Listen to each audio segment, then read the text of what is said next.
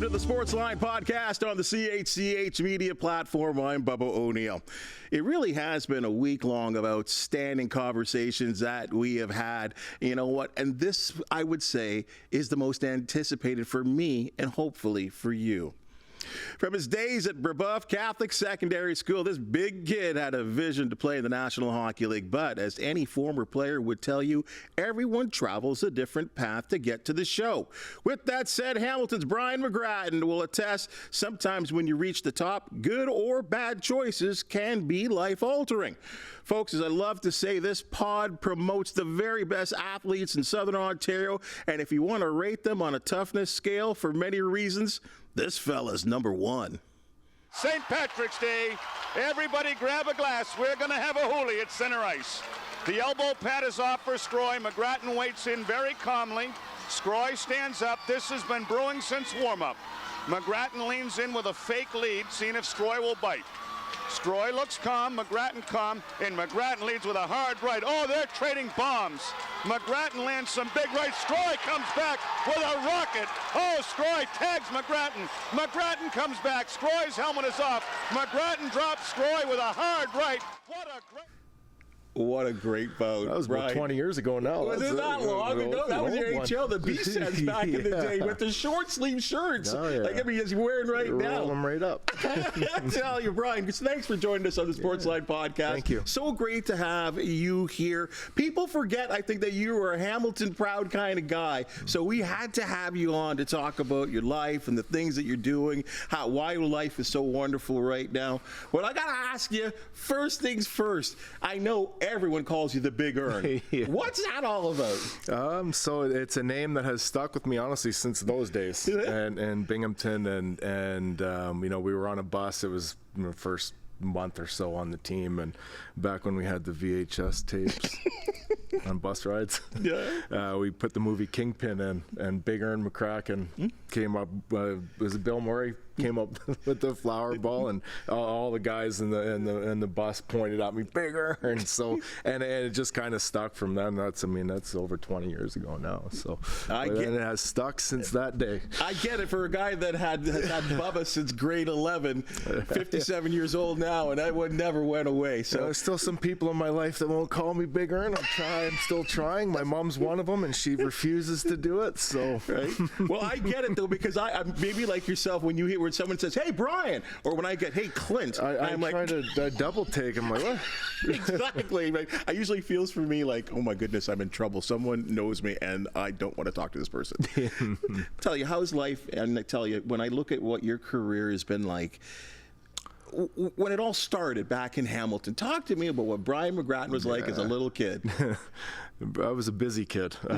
You know, obviously, you know, sports were a big obsession with my life. Obviously, hockey was. You know, I played hockey and lacrosse as a kid. So, you know, in our home, you know, my brother's 2 years younger. He was the same, hockey and lacrosse. Right? We're a big sports family. But since day one, ever since I, you know, first put on the skates, and that's where my obsession of hockey came. At a very young age, I started at DeFasco Park. That's where I started. My dad worked at DeFasco for a very long time, and that's where I started playing. And I just kind of gradually moved up from the younger house league levels in hockey school, and moved over to Lawfield Arena, and then gradually worked my way into the Hamilton Husky / rep system for my minor hockey days. When you were playing in those days, were you like the big kid then? Like, were you putting the puck in the net? Was that like, what was going on? It was. Yeah, I mean, my minor hockey days were a little different from my pro days. Fair. I had the nice soft hands. I scored a lot. But you know, as the age groups and you know, you start transitioning into, you know, different levels, and obviously the junior levels and OHL levels, and then the minor pro levels, right? The kids that were this in minor hockey, the gap slowly goes. Now you're with all the good kids, right? So, you know, and you have to discover a role, what fits for you. You know, moved around a little bit when I was younger, kind of up and down in minor league levels and pro levels, and you got to find a role and find what sticks, and how I kind of came into that / enforcer, heavyweight, whatever fighting role was, being a bigger guy. I figured I need to stand out a little bit more instead of being with the pack. If I got really good at this, then I'm going to be about here and give myself a little bit more of an opportunity to get there. Those are some decisions you got to make, as you progress in the game if you're good enough to. Is that like your junior days? Like, I know you played a little junior B in Guelph, and then junior A with a couple of teams as well too. Is that where you start to figure out? Yeah, that too. Like I played, I left home at 16, and I played up and down with the Guelph Storm that year. So I played, I think 10 or 15 games with the junior B team, 20 or 30 games with the OHL team. We had a very good team that year. We went to the Memorial Cup. So to crack that lineup as a 16-year-old was... I got enough games into on a very good team, but throughout my junior career is junior is kind of a different time for a lot of guys, because you get guys that are extremely good, extremely offensive, and they just can't figure it out later on, and you're like, this guy had 120 points, he's out of hockey 2 years later, because you know what I mean? There's a lot of there's a lot of turnover in junior. There's a lot of good players that there's a lot of good players that get overlooked. Politics are a big thing. It's like, I'm just getting in my little guy's 9 right now, right? So he had his first tryouts this year and all that stuff, and the politics of minor hockey are not even close to what the politics are in minor pro or junior or even the NHL is like minor hockey on steroids when it comes to politics. So you have to deal with all that type of stuff too, and there's going to be the ups and downs of of a career of getting overlooked, getting cut, getting put on waivers, getting cut over and over and over again. It just comes down to to here with a lot of us, and outlasted. I outlasted a lot of my playing class of guys, like I said, 50 goal scorers, 100-point guys, right? I had to adapt into a very different role, a role that was very dangerous. Hard on the body, hard on the mind, hard on everything. But my ultimate goal, my ultimate dream was to play at the highest level, and I was willing to do anything to do that. And I fortunately gave myself a chance to live a dream, play in the best league in the world for almost a decade, and kind of play all over the league too. Like, I got to live in some pretty cool places. Like, I lived in Calgary for a decade. I played in Nashville. My second last year playing, when I was 35 years old, I played in San Diego for a year. My last year playing, I played in England. So, I got to tour around and really use the game to have, a lot of really cool life experiences that will, last a lifetime of memories. That's fantastic, and I love that. I mean, when you get to the point there, when the LA Kings call your name in the 4th round of the NHL draft, do you was this an emotional thing for you? Yeah, and I'll never forget. We drove down. So the draft that year was in Boston, and then me, my parents, my brother, we drove down from Hamilton to Boston, and I was rated right around there. I think I was rated in the 3rd round, right? So, and that's in North American skaters. That's not including the European guys. So you can kind of go anywhere from there to not getting drafted, right? So, I had a pretty good idea that I would, or hope to get drafted, and you hear your name get called, and it's like, holy man, this is like a real thing now. And then getting the opportunity that summer to go to my first development camp, and then the opportunity to go to my first NHL camp at 18 in LA, and that's the starstruck moment of you walk in. They had Rob Blake was on the team, Luc Robitaille. My stall was right beside Stu Grimson, so the Grim Reaper, and the Grim Reaper walks in, and it's funny because he has the nickname of the Grim Reaper, and Stu sits down beside me, and he is one of the most polite and gracious men I have ever met off the ice, and I still know him to this day. We do a handful of charity events throughout the year now, but he stops beside me. hi, Brian, nice to meet you. Stu Grimson, really nice. And I was like thinking this, I'm watching fight tapes. This guy's a crazy killer on the ice. But, you know, and then, like I said, you have the opportunity to play with some Hall of Fame. The guys in the Hall of Fame now, Luke Robitaille and Rob Blake. And, you know, you have your first, you know, scrimmage or on-ice practice, and it's hard not to get looking around the ice like, holy, I'm actually on the ice with these guys. I have made it this far. And you make it as a role of enforcer. And I think people have to recognize that hockey in the 70s, the 80s, the 90s, the early 2000s, so much different than what we see right now. Way different. Completely different. And there was an actual role for you. I guess Brian Burke would say, you know, you have your top 6 and bottom 6, and you fit into the bottom 6, but you had a role. And you did it well. Yeah, and you know, that role, like you said, 70s, 80s, 90s, 2000s, it's, you know, the game has really transitioned away from that. But at the time I was coming up, that role had a very important part in a team. And sometimes there wasn't one guy, there were 3 guys like per team that had that role, right? And, you know, organizations really valued it. You know, each team always carried a guy, a 2 or a middleweight to ride shotgun with the big guy. And, you know, that's where I kind of eyed my opportunity because, like I said, coming through the, you know, even junior B to tier OHL ranks, you have to do something to stand out. You have to do something to stand out. My skill set was pretty average with the rest of the group. If I didn't add that element to my skill set, what I played in the NHL, I wouldn't have had a career in it. Maybe play a handful of games, maybe. But if I add this, I can add longevity to my career. I can maybe add a decade, and that's what I did. But that role was tough. It wasn't easy. It was like very dangerous. Of course. I'm a big guy. I'm 6'4", 240 pounds, right? Big fella.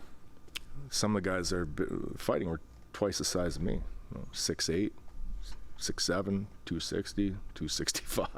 Right? And maybe right? I'm going to ask our director Laura to roll. You and McIntyre, like this year. So this fight like right here. You guys are huge. So Steve McIntyre is 2 inches taller than me and about 20 pounds heavier. And this fight here was one of the more important fights of my career. I missed 9 months with a shoulder injury. I had a plate and 2 screws put in my shoulder. So this is my first fight back. And fighting arguably, if Steve McIntyre played a long enough career, I would probably consider him a top 5 enforcer all time. Wow. That's how good he was. But this fight was a big moral boost for me because I missed so much time with the shoulder surgery / rehab.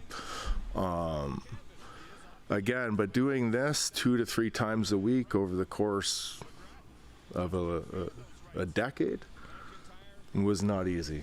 And you know, the mental training that goes into it, the physical training, obviously in the summertime stuff, guys like me and the Big Mac here would be training sometimes a little different than our teammates. You know, Jeff Joslin's a close friend of mine. Nice. And you know, I've trained a handful of summers with Jeff, personal one-on-one training from anywhere from grappling to a little bit of jiu-jitsu, learning on different grabs and punching and striking. And you know, I'd spend half of my week training with Jeff. And I mean, because to become elite and to hang with these guys, you know, you have to, you know, the not only the physical strength, it's more the mental strength that has to be kind of second to none on your focus and everything, right? Well, so I look at this here, right, and it amazes me because, you know, I could maybe do this like standing on my 2 feet. You're wearing skates, yeah, like, and all the things and balance and all the things that go into what you do there. And I look at guys now and they're hugging each other and stuff, and you guys are standing toe to toe. Like, that's, I don't know, does your mind go to a different place? Yeah, you know what, actually my mind would go to a very quiet place. And funny enough, being in that position, I created such a place that was home for me. And that was a comforting place to me, and I got so mentally strong. I trained really well. Like, I was a professional fighter, and and getting in and squaring off and hearing the crowd and stuff really brought me to a calming place, if that even makes sense. Right? There's 20,000 people around. I don't know how many are watching on TV, but when I got kind of in that pocket and squaring off, I can really dial in, calm down, focus, shut everything out, and go to work. Now, every once in a while, you have these one-on-one confrontations, and maybe, again, this is why it's so great to get your opinion on these things about the sport of hockey that some just don't understand. And some don't understand because they've never played professional sports at any level, or played sports at all, for that matter, even at the amateur level, and understand the nature of competition.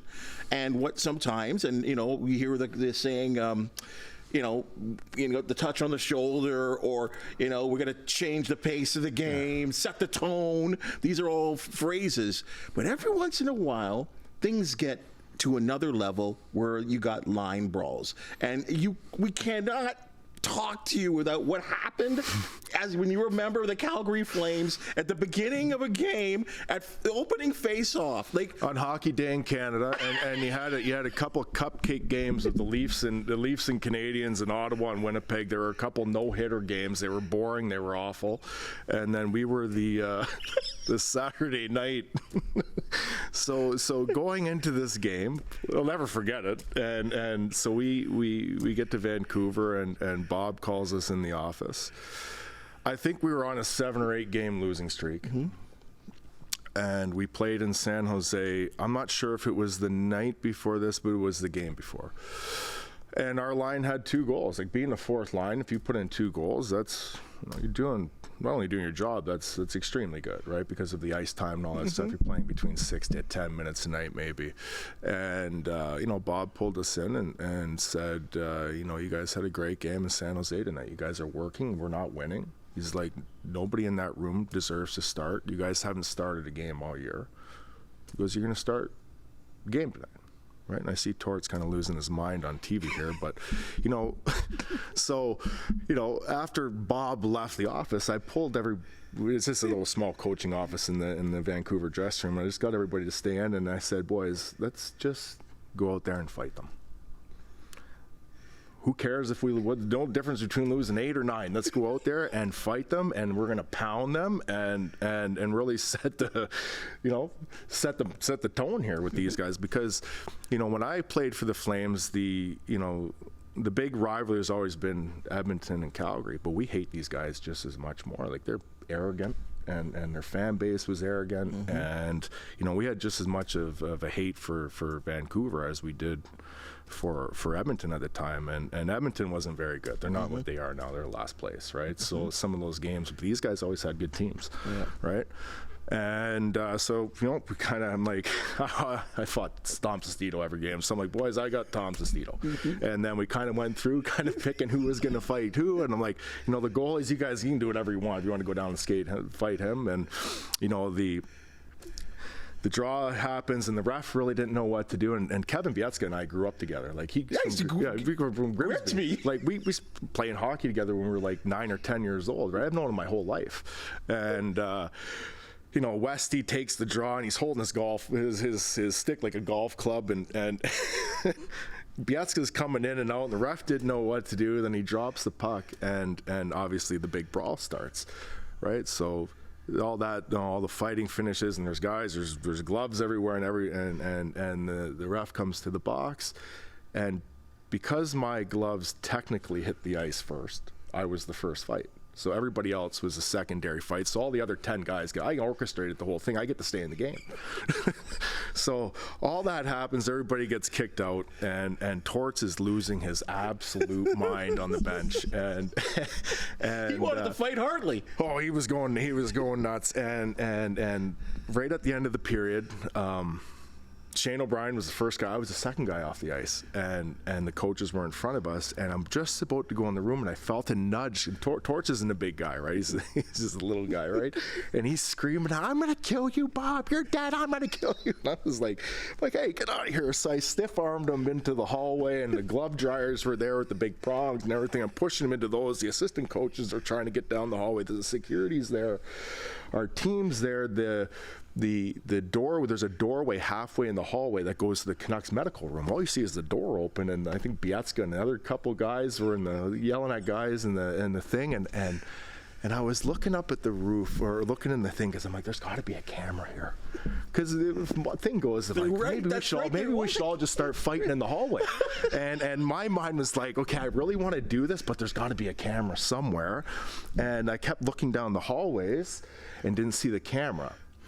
Anyways, nothing happened in the hallway. Thank God it didn't, because the camera was on the roof. That's right. There's the overhead shot. And the only time they put that camera on the roof, I don't know if it's changed. This is when I was playing. This is 10 years ago. But the only time that camera was in the hallway on the roof is for Hockey Night in Canada. So had that have been a Thursday night game, that camera would not have been there. I don't think it would have been caught. But I behaved myself in the hallway, and I just kind of broke everything up and behaved myself, and thank God I did. I need to go off script here. I have to ask you this question. If you don't want to answer it, please say sorry, Bubs. I got to be fair too. What's John Tortorella like? You know what? You know what? I have known a lot of guys that have played for him. I've played against him my whole career. He was a coach, he was in New York. He was in Vancouver. Played against him my whole career. I think I would love to play for a guy like John Tortorella. I think I would love to. I think the way he demands hard work. I think you saw it with someone. I think he sat as captain this year, right? You're not accountable, and if you don't play along the way the team's playing, and you're not committed to the team structure and the team atmosphere and the work ethic and all the stuff that the team abides by, and you don't play. He sat as captain this year. That's the way it should be. And I was a guy that prided myself on work. I worked my entire life to get to the NHL.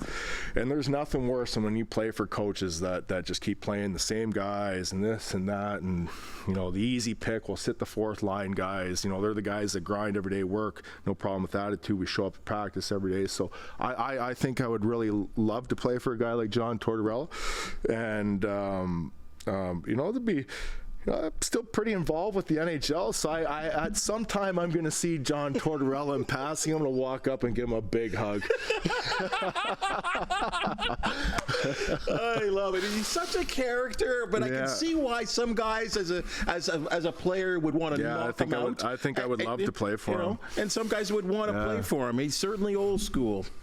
Again, so you establish yourself in the National Hockey League. You're doing your thing. You're playing, every night or not some nights, and when maybe there's a requirement for you to play, depending on the opposition you're playing, whether that was with the Senators, which were a real good team. As you said, the Flames weren't so good of a team. You played for Nashville as well, too. A lot's going on in your life.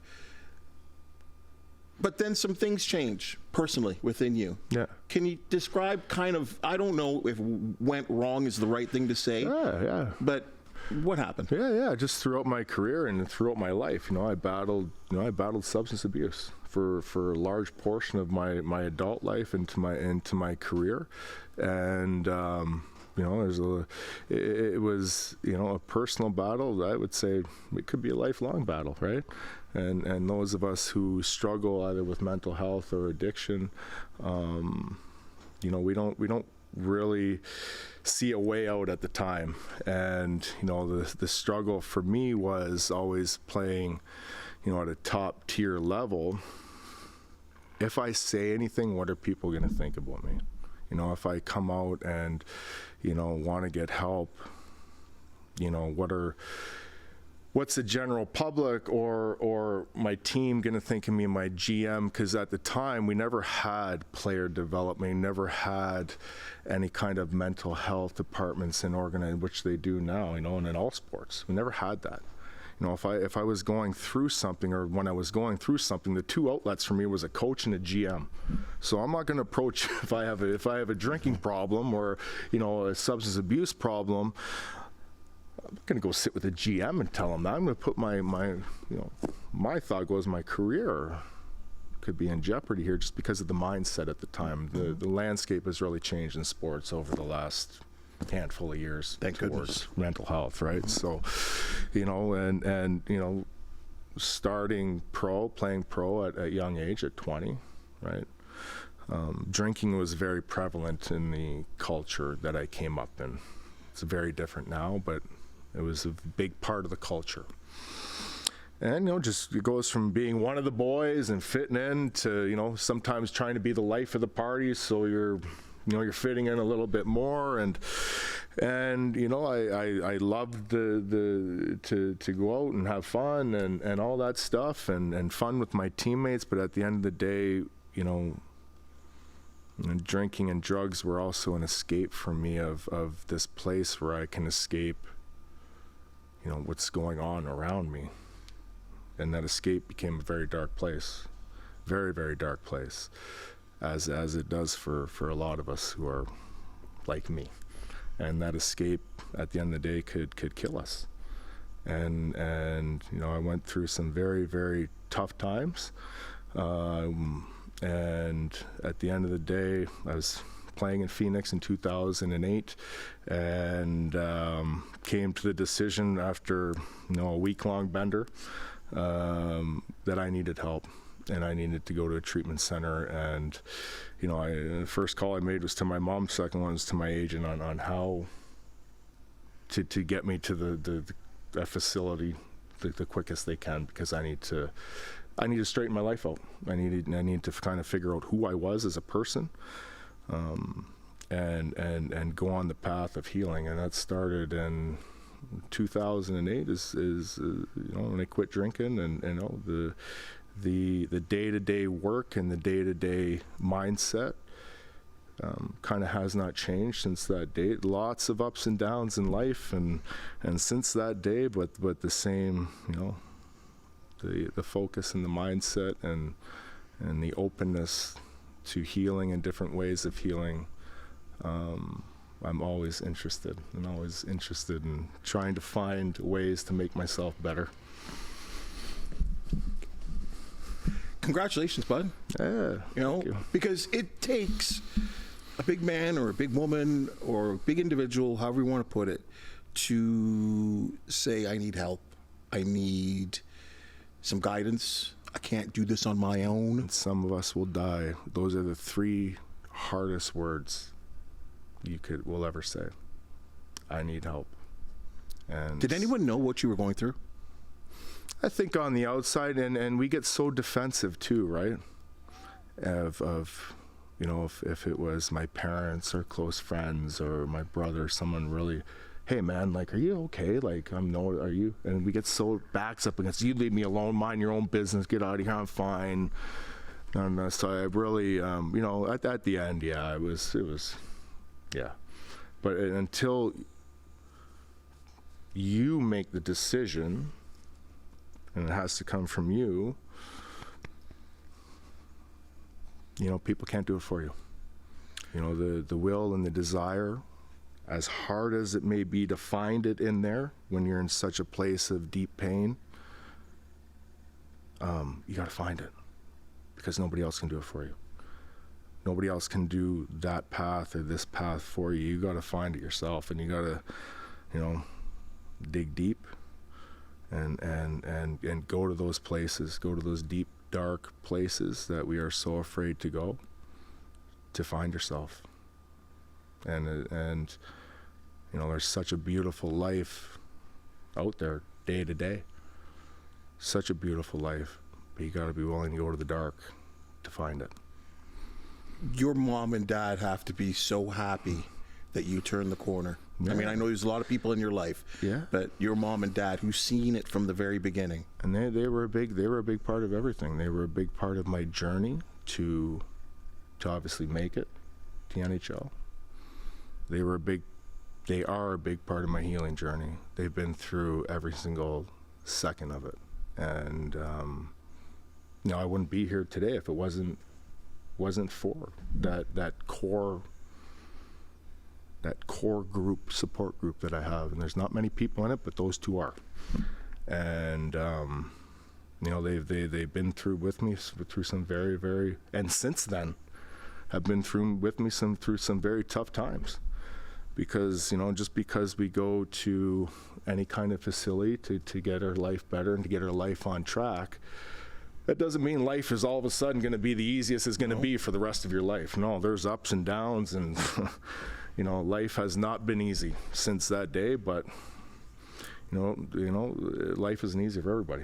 You know, we all have our own stuff. We all have our own battles, our own inner battles, and stuff. And it's how you get up every day and work and have the right mindset to go on and challenge yourself daily. I like to challenge myself daily with new things, and like I said, I become obsessed with different ways to, you know, holistic healing. I've become a massive yogi, and, you know, a guy that has close to 300 career fights and was a bloodthirsty maniac for a large portion of my 20s, to become so. And I've just been so indulged in the yoga culture, and what it has done for my life it's been remarkable. You know, the best part, I think, here in this story, Brian, and there's just so many ups and downs. As you said, we all do have these ups and downs. But I think the best part when I hear you speak is the fact that you are not afraid to one, talk about getting there, and two, you're willing to share your experiences with others who were maybe in the same position you were in. And because you were able to do this, people and hockey players, people in the National Hockey League, just like you, at that stage of your life, have someone to talk to. Yeah, it's you know, the most important part of you know, sobriety or on the path of healing is to spread that gift and to spread it and pass it on to the next person that's struggling. And those of us that can give back, I take a lot of pride in that. I take a lot of pride, and it's not necessarily just athletes or pro athletes. You know, when I get approached by people, I'm more than willing to help and share my story, and if my experiences can kind of help you and ignite you to make your life better, then that's what it's all about. It's fabulous. A couple of people I want to show you. I do a little picture time every once in a while. I want to throw up this picture of these two guys that maybe you Oh, yeah. Tell me about these two fellas. Yeah, those are my two best buddies from Ottawa, and we played in the minors together. We got close to a Stanley Cup in Ottawa and didn't quite get it done. But yeah, when we cracked that Sens lineup together and coming out of that lockout season in 2005, and yeah. Especially what Lee seemed like he was just like the laugh. Oh yeah, he still got it. He still got it, eh? Yeah, and you know, doing a great job going on with Kyle to Pittsburgh, and you know, obviously we lost Ray a couple years ago, and that was tough for everybody. But you know, as a friend and a local Hamilton guy, and another guy that could throw him just as good as me. Ray was like, Ray, like I mean, he used to have and if it wasn't for that goalie gear, I think he'd be a top 10 heavyweight in the league. If he didn't have the goalie pads and all that big stuff, he wouldn't be able to move. If he put him in player gear, because he could fight. We always said it. He loved it. There was a couple minor league tilts that he got in toe to toe, and you know how, like, if you watch hockey, when guys get close to the goalie, everybody jumps in to kind of protect the goalie. Ray was the only guy. Whenever the guy jumped in, everybody just back off. He's good. Yeah, I'm sure that's what Martin Biron probably thought too. You remember that? Yeah. Well, were you on that? Were you? I was not playing that game, so I played, and I was hurt, so I did not play in that game, and that's when that happened. And then the next home game we played them like 2 weeks at home. 2 weeks later at home. Yeah, so that was another. Yeah, I thought Peter's another fun-filled night. Peters got filled that night pretty good. I remember. You know what I mean? Oh, and what about this person? This lady who sat in this seat right here before. What is she all about? What has she meant to you? She you know, we met Natalie is my girlfriend, and we met in April. and you know, it's been a handful of months now, and she's amazing. She is a spark to my life. You know, such a positive influence in the community here too, with all the community work that she does and all the work she does in the area. You know, big presence on the CH here for a long time, and you know, I feel truly blessed to have such a wonderful person in my life.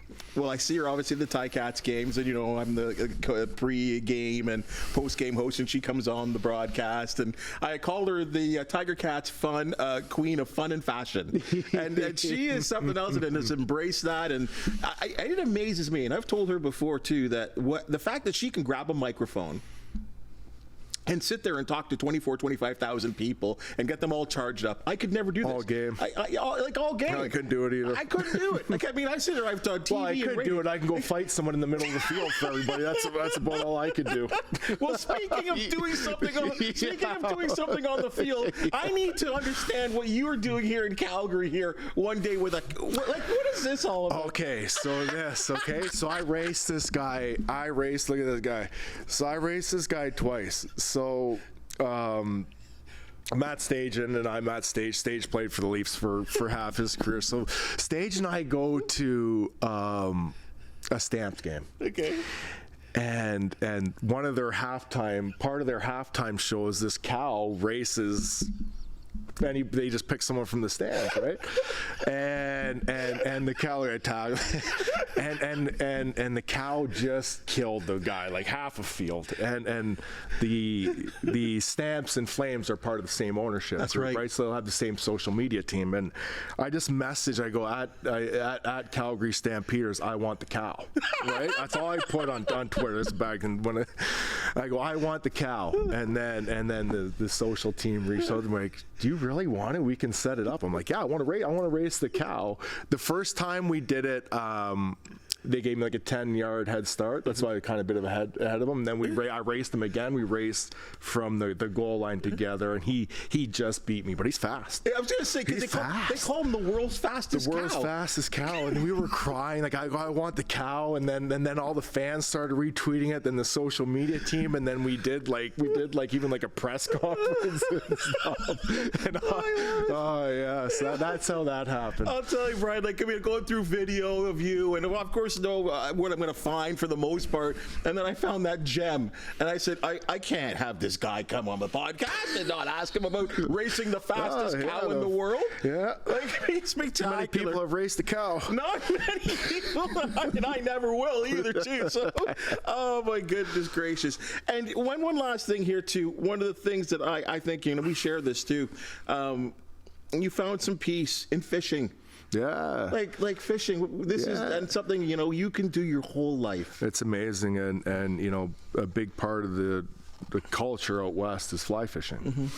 So I've always loved fishing growing up as a kid in the area here, and you know, all the lakes up north for bass fishing and pike and pickerel and all that stuff. And you know, I got introduced to fly fishing, you know, just over 10 years ago when I was playing for the Flames. Just went out on a guided tour and kind of got hooked right away. And you know, it's such a very unique, cool way of fishing too, right? And you know, you have all the mountain streams out west, and there's kind of, you know, there's a million rivers out there, all a bunch of different species of fish you can catch. So I got really dialed into that, and it was a lot of fun. But on the flip side of that, like you said, it brought a lot of peace, brought a lot of inner peace, and you know, being in the middle of the Rocky Mountains on a Wednesday afternoon, and it's just you and crystal clear water, and you know, you might look up and there might be some mountain sheep on the thing. You might look over here, there could be, you know, a herd of elk, and you know, just being able to be in that kind of whenever I wanted to was a very